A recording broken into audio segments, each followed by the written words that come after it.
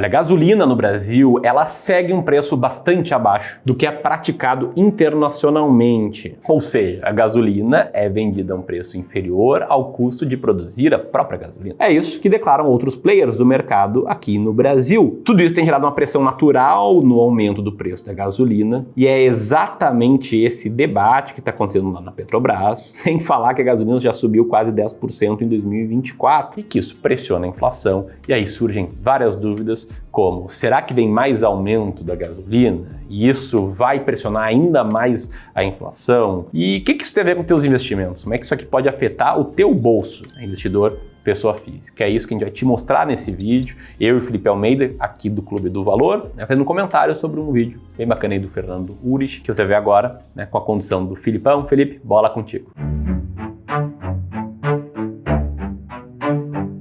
Olha só, essa semana eu estava conversando com o Ramiro por aqui pelo escritório e a gente estava falando justamente sobre os impactos que o aumento do preço da gasolina tem diretamente no bolso do brasileiro e, consequentemente, nos investidores. E aí, recentemente, eu me deparei com o vídeo do Fernando Urich, que é um conterrâneo da gente aqui de Porto Alegre, que dizia ali, prepare seu bolso, combustíveis vão subir. E o que o Fernando traz logo de cara no vídeo dele é a quantidade de dinheiro que foi perdido pela Petrobras por causa da defasagem no preço dos combustíveis. Foram mais de 9 bilhões de reais nos últimos 11 meses. Afinal de contas, você vender um produto abaixo do que você deveria estar vendendo, isso gera um rombo financeiro em qualquer empresa, seja ela estatal ou não. Mas o fato é que essa defasagem é o que está acontecendo agora no Brasil. E para a gente acompanhar um pouquinho até dos conceitos que o Fernando também trouxe, vamos à definição do termo defasagem de preços pelo próprio Urich aqui no vídeo. Defasagem é a diferença entre o preço praticado pela Petrobras no mercado doméstico e o preço internacional. E por que ela existe? Porque a Petro tem tabelado tanto o preço da gasolina quanto do diesel.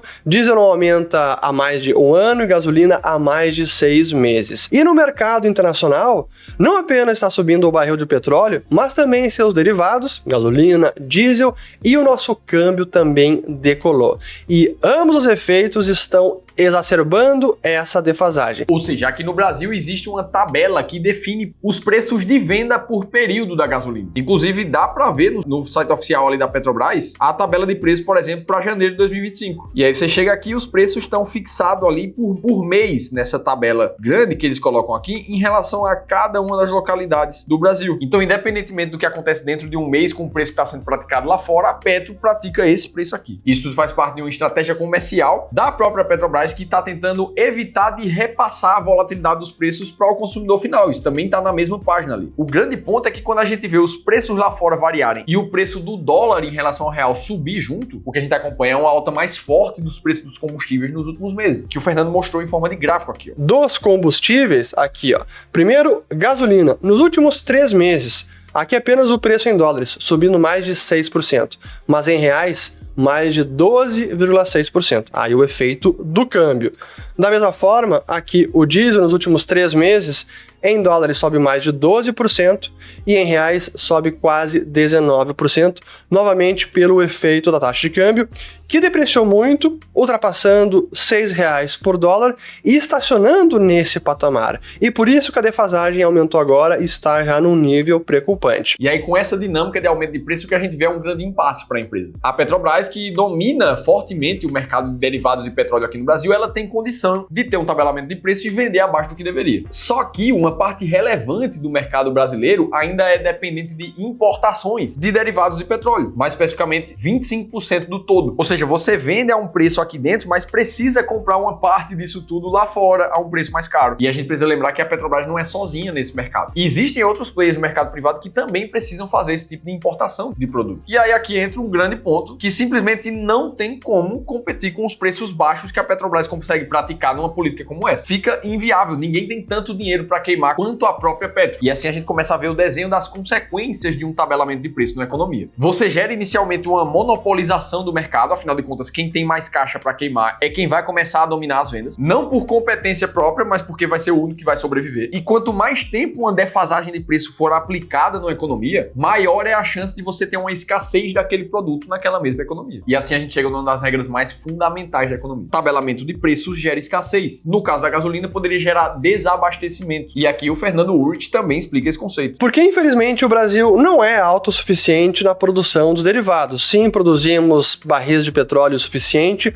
mas não temos capacidade de refino para ofertar para o mercado todo o diesel e gasolina suficiente. Apenas no mercado de diesel se estima que cerca de 25% nós precisamos importar. E não é apenas a Petrobras que importa, são também importadores privados. Mas se a Petrobras mantém o preço tabelado abaixo do mercado internacional, o importador local está pagando um preço lá fora mais caro, só que ele não se torna competitivo aqui se a Petrobras está repassando e vendendo ela por um preço muito abaixo do mercado. E aí você pode ver isso tudo e perguntar, Felipe, mas não poderia a própria Petrobras ir lá fora e comprar, importar esse restante da gasolina, do diesel também? E sim, ela poderia, já que ela é uma estatal, ela pode pegar uma parte do dinheiro dos cofres públicos e mesmo vendendo a um preço mais barato, comprar mais caro lá fora. Foi muito parecido com o que ela fez ali no período entre 2013 até 2016, onde a dívida da Petrobras simplesmente explodiu. E o prejuízo da empresa também bateram recordes de 30 anos sem acontecer. Em 2015, ela chegou no pico ali do prejuízo de quase 35 bilhões de reais no ano, que foi principalmente causado por uma política de preços errada. Sem falar de todos os problemas de corrupção, não é pauta desse vídeo. Agora, se você tem um dos principais problemas que está levando uma empresa para o buraco já mapeados, que é justamente a venda do preço abaixo do que ele realmente custa, o que foi feito foi tentar corrigir esse problema. Por isso eu li que mais ou menos em 2016 foi implantado o PPI, a paridade de preços internacionais, onde o preço praticado da gasolina aqui variava igualmente com o preço praticado internacionalmente, justamente para evitar esse tipo de defasagem. Isso tudo ajudou a empresa a ficar muito mais saudável financeiramente, tanto é que ela sai de um prejuízo gigante para lucros muito mais positivos ali, tirando o ano da pandemia. E foi isso, inclusive, que fez a Petrobras pagar recorde de tributos, chegando a 279 bilhões de reais por causa da maior receita em 2022. Sem falar na quantidade de dividendos que ela distribuiu para o governo federal, já que esse tem praticamente 35% da empresa. Foram 72 bilhões de reais somente em pagamento de impostos em 2022, também batendo recorde nessa linha. Até que a política de paridade internacional foi novamente alterada em maio de 2023, com condições diferentes do que a gente tinha no passado, mas causando o problema de defasagem que é pauta do vídeo de hoje. E aí, de novo, agora o governo federal chega no impasse. Sem querer aumentar os preços da gasolina, porque isso impacta diretamente a credibilidade do governo e é a inflação chegando na vista de todo mundo. Só que o problema vai se acumulando. E caso o reajuste não seja feito agora, pode ser que ele precise ser feito em uma dimensão ainda maior no futuro. O Urich comenta isso no vídeo também. Mas o que ele pode fazer agora?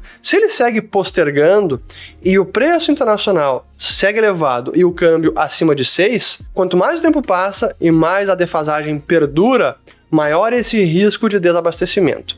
E quanto mais tempo ele aguarda para reajustar os preços, o reajuste depois pode ser maior ainda. Então, por isso que é uma situação bastante complicada e o governo está tentando influenciar o conselho da Petrobras para que não aumente tanto quanto deveria, mas ele não tem domínio completo da situação, não.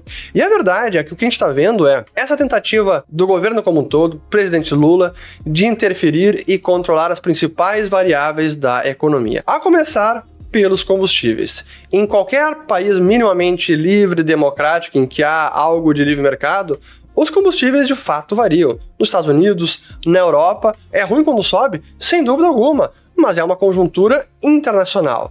O ideal seria que nós, aqui no Brasil, aumentássemos a nossa capacidade de refino, a nossa capacidade de produção, mas para isso são precisos incentivos.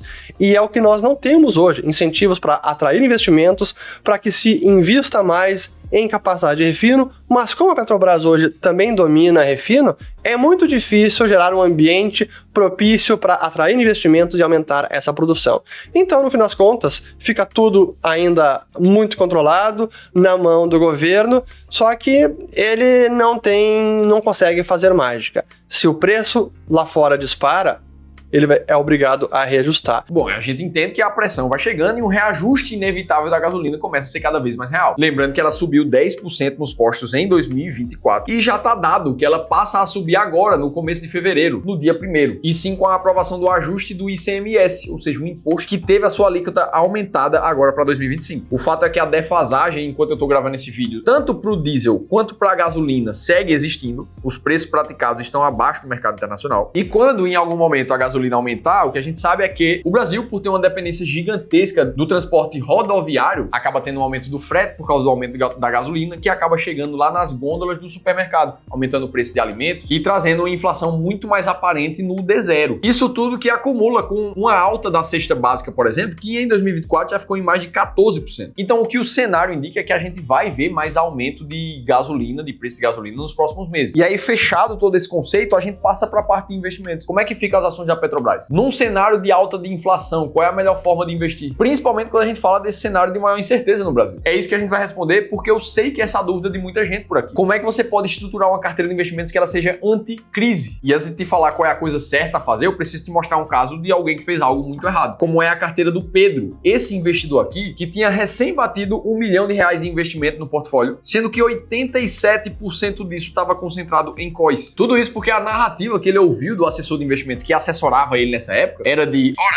invista em um ativo onde você não tem risco de perder o seu capital principal. E mais, invista tudo no mercado internacional, porque o Brasil tá muito difícil em relação a esse fiscal por aí. Só que o que o Pedro não sabia é que os COIs são ativos que perderam pro próprio Tesouro Selic nos últimos anos, onde a performance vem ficando cada vez pior pro investidor. Só que esses mesmos COIs podem gerar uma taxa de comissão para o escritório de assessoria, o assessor de investimentos e a corretora que te vendeu de até 8%. Então, claramente, você percebe um conflito de interesses entre o que é realmente um bom ativo para o investidor e o que gera mais comissão para quem indicou aquele ativo. Até que o Pedro participou de uma consultoria gratuita junto conosco aqui do Clube do Valor. E a gente apresentou para ele a estratégia que é responsável por 94% do resultado positivo de um investidor no longo prazo. E que embasou o plano estratégico que a gente mostrou de como é que o Pedro poderia investir muito melhor esse capital que ele acumulou. E, inclusive, essa é a mesma metodologia que a gente utiliza para ajudar a investir mais de 3 bilhões de reais dos nossos clientes de consultoria e gestão aqui no clube. E o mais legal disso tudo é que você também pode participar de uma consultoria gratuita como o Pedro participou. Nessa sessão gratuita aqui, a gente tira 1 hora do nosso tempo para olhar para o teu caso de forma individual e ver como é que você também pode investir cada vez melhor. Para você participar, faz a leitura desse QR Code que está aparecendo aqui na tela ou clica no primeiro link da descrição do vídeo. Beleza, aí a gente pergunta o que é que acontece com seus investimentos e qual é a melhor forma de investir agora. E eu preciso deixar uma coisa muito clara para vocês aqui. A inflação, quando ela acontece num país, ela é ruim para absolutamente todas as pessoas. Só que ela acaba sendo pior para uns do que para outros. O maior prejudicado nessa história inteira é quem não investe. O cara que vê a sua renda mensal ali sendo consumida pela inflação, mas não tem nenhum retorno do seu patrimônio investido que se valorize junto com essa alta. Agora, para quem investe com estratégia de verdade, consegue analisar os dados por trás das narrativas e entender, por exemplo, que a Petrobras nesse momento está gerando um caixa medido pelo seu EBIT absurdo de 163 bilhões de reais nos últimos 12 meses. Aí quando a gente compara essa geração de caixa com o valor da empresa, chamado de valor de firma no mercado, de 761 bilhões de reais, isso faz com que a Petro esteja com um earning yield interessante, que é a principal métrica usada para encontrar as ações mais baratas da bolsa aqui no Brasil. Uma estratégia que trouxe, inclusive, um resultado muito positivo para os investidores nas últimas décadas, uma vez que as empresas mais baratas performaram 5 vezes melhor do que as empresas mais caras. E a Petro, inclusive, está nesse momento entre as 20 empresas mais baratas da bolsa. Inclusive, a gente escreveu um e-book gratuito te mostrando 10 outras empresas muito baratas nesse momento que você assiste o vídeo e te explicando essa estratégia. Para você ter acesso, é só baixar gratuitamente no link que eu vou deixar aqui em cima ou no segundo da descrição do vídeo. Agora, não são só ações que podem se beneficiar em um momento como esse. Quem tem um portfólio completo de investimentos e anti-crise vai acabar se beneficiando também pela alta da inflação. Afinal de contas, olha esse exemplo de modelo de carteira aqui, onde 20% estaria alocado em renda fixa e inflação. E todo o restante da carteira com estratégias muito bem montadas de selecionar cada um dos ativos, como o caso da Petrobras, sendo uma empresa barata. E é por essas e outras que quem investe bem ao longo do tempo acaba tendo performances muito acima da média. Como essa própria carteira de exemplo que eu estou te mostrando, performou praticamente 3 vezes o que entregou o CDI nos últimos 20 anos. Então é justamente em cenários mais negativos que quem corre por fora das narrativas e tem uma estratégia muito clara de investimento, de saber o que comprar e o que vender na hora certa, acaba ganhando mais dinheiro do que a média. É isso que a gente te mostra lá na consultoria de investimento. Se inscreve para você não perder. Agora, se você quiser entender por que o Banco do Brasil pode ser uma ótima oportunidade para esse ano 2025 para quem investe em ações, aí você precisa assistir esse outro vídeo aqui que eu te contei tudo isso em detalhes e eu vou estar te esperando por lá.